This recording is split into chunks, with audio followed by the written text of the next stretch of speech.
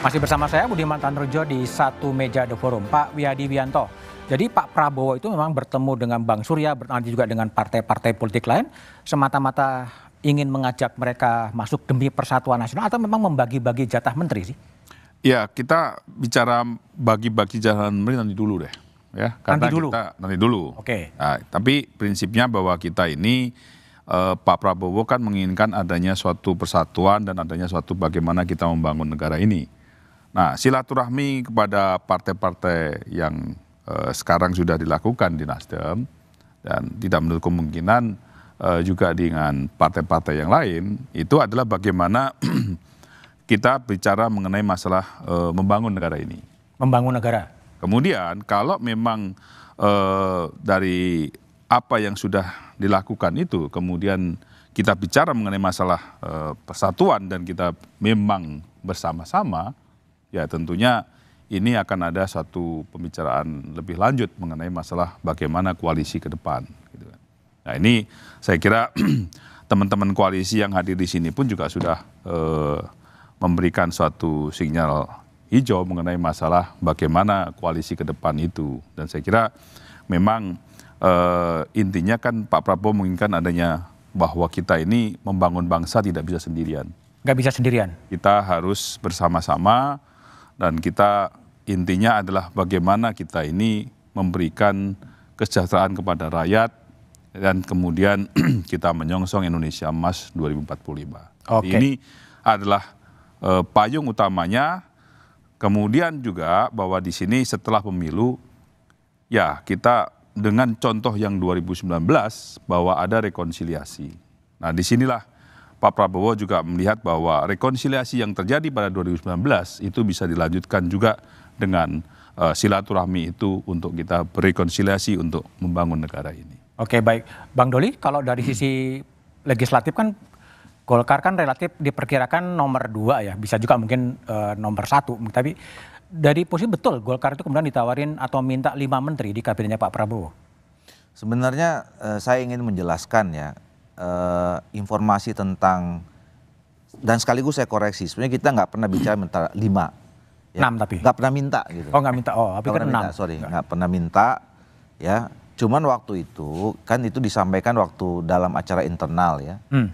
Pak Erlangga sebagai ketua umum dengan ketua-ketua DPD provinsi yang waktu itu kita menambah semangat bahwa Golkar sudah achieve sampai seperti yang sekarang, ikut mengantarkan pada pemilu presiden kita menang dan kemudian Golkar menambah suara cukup signifikan ya, sekarang sampai 23 juta. Nah oleh karena itu wajar saja kalau kemudian untuk menyemangati kawan-kawan ya kita diberi tempat yang cukup layak lah di dalam pemerintahan ini, kira-kira begitu. Berharap diberi tempat cukup layak tuh artinya kursi menteri ya? Ya iyalah, di pemerintahan kita ikut terlibat, ya kan? 5 kurang? Kita nggak minta. Nggak minta tapi berharap. Ya. Nah tapi begini, kalau soal nanti saya juga udah sampaikan beberapa kali, saya kira memang sekarang belum waktunya kita bicara tentang soal komposisi, berapa, di mana dan segala macam. Karena toh juga tadi sudah disampaikan semua, ini kan belum sampai tahap yang final. Ya. Tadi bicara soal kursi aja kita belum tahu berapa. Sekarang kan 20 Maret kemarin itu kan baru diumumkan perolehan suara ya, dan belum dikonversi menjadi kursi. Ini yang kita tunggu nanti, dan saya kira tadi nanti akan menunggu hasil putusan Mahkamah Konstitusi final sekitar bulan April atau awal Mei nanti. Jadi jadi ini saya kira komunikasi ini ya belum lagi bicara, belum masuk pada tahap pembicaraan soal bagi-bagi kursi ya. Jadi kalaupun ada satu hal sekiranya yang positif kemarin pada saat pertemuan Pak Prabowo dengan Pak Surya itu ada soal pendidikan politik ya. Bang Surya begitu selesai 20 Maret langsung malamnya press conference menyatakan menerima hasil yang disampaikan oleh KPU dan mengucapkan selamat. Saya kira ini kan sikap yang statria ya, yang harus kita acungkan jempol juga, bahwa memang pada saatnya pertandingan ini harus usai dan harus ada pemenangnya yang harus kita akui. Dan itu dijawab oleh Pak Prabowo dengan datang ke sana bahwa mengapresiasi sikap Bang Surya dan apa namanya Nasdem. Jadi mungkin baru tahap itu saja ya, belum bicara tentang nanti mau masuk apa nggak masuk. Dan kalaupun misalnya ya pada pertemuan itu akan lebih indah kan kalau misalnya pertemuan antara Pak Prabowo dengan ketua partai politik A misalnya, kemudian disepakati setelah disampaikan misalnya ya, nanti kami akan membangun Indonesia 5 tahun sebelum gini. Terus partai itu mengatakan kami akan dukung misalnya pemerintahan ini dengan kami berada di luar pemerintahan, kan bagus juga secara di luar pemerintahan. Iya. Oh, supaya nggak sesak ya. Secara gentleman diakui seperti itu kan, nggak maksudnya kalau disampaikan ke publik dengan terbuka kan bagus juga. Gitu. Jadi saya kira dalam rangka itu masih tahapannya sekarang yang dilakukan oleh Pak Prabowo maupun juga pimpinan-pimpinan partai politik yang ada di Indonesia Maju dan yang lainnya. Baik, Bung Andi Malarangeng. Jadi mungkin nggak sih kalau lihat polanya Pak Prabowo kok semua dirangkul dan masuk ke dalam pemerintahan, nggak ada yang di luar? Mungkin saja, tapi sebenarnya tidak ada gunanya semuanya karena yang penting bisa dapat dukungan mayoritas di parlemen. Lalu besar juga koalisi, itu juga bisa lebih rapuh karena mengaturnya lebih susah. Tapi secukupnya untuk mendapatkan, biasanya pakemnya adalah secukupnya 51%. 50% lebih sedikit.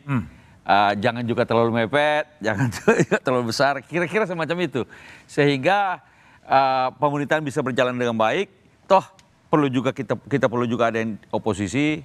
Kalau Demokrat jelas bersama pemerintahan Pak Prabowo. Nah, tinggal yang mana yang masuk di dalam pemerintahan, yang mana yang tetap berada di oposisi. Mungkin tadi PDIP sudah mengatakan berada di oposisi, di luar pemerintahan. Itu bagus juga, kita hormati, kita hargai. Yang lain bagaimana kita belum tahu, masih katanya masih 50-50. Kira-kira semacam itu. Di negara-negara lain juga jarang sekali. Ada sekali-sekali tapi jarang sekali. Kalau biasanya dalam sebuah kabinet rekonsiliasi ketika ada konflik yang besar sekali lalu kemudian terjadi rekonsiliasi, ada beberapa negara kemudian yang membuat semuanya masuk dalam pemerintahan. Tetapi dalam situasi normal biasanya tidak seperti itu. Oke, baik Pak Edi. Jadi kalau lihat komposisi kursi kan 48% lah sekarang ya. Berarti memang akan ada yang diundang masuk lagi gitu. Kalau bagi PAN kalau masuk lagi kan kursi menjadi sesak. Tapi kan nggak apa-apa sebenarnya kan? Sebenarnya sih nggak apa-apa. Karena kembali lagi masalah kursi dan pembagiannya itu sepenuhnya menjadi prerogatif presiden dalam hal ini. Dan kami akan hormati itu. Dan saya kira semua teman-teman di koalisi akan menghormati. Nah, apakah nanti akan ada partai yang berada di luar sementara yang lain di dalam? Saya kira itu sebagai strategi politik menjadi oposisi itu juga cukup baik. Karena apa? Itu menjadi pembeda. Ya ketika semuanya bergabung, semuanya di dalam pemerintahan, ada satu atau dua berada di luar, itu kan nyata-nyata terlihat. Yang di luar tuh yang nggak berkeringat gitu ya? Bukan, saya tidak mengatakan itu pilihan. Bisa pilihan itu merupakan pilihan karena memang ingin memberikan check and balance yang baik, atau juga sebagai strategi politik. Strategi politik, investasi 5 tahun akan datang, bahwa kita terlihat di luar dan kita dengan independensi kita bisa memberikan kritikan kepada pemerintah, justru itu juga bisa mengangkat elektoralnya nanti 5 tahun yang akan datang. Jadi sebagai strategi politik juga bisa. Tetapi intinya bagi kami, siapapun yang nanti akan berada di dalam pemerintahan dan bagaimanapun nanti pengaturan untuk kerjasamanya, saya yakin bahwa Pak Prabowo dengan leadership yang beliau miliki, itu beliau mampu untuk bisa mengatur dan mengontrol semuanya berada dalam satu barisan, tidak ada yang berpencar-pencar. Gitu.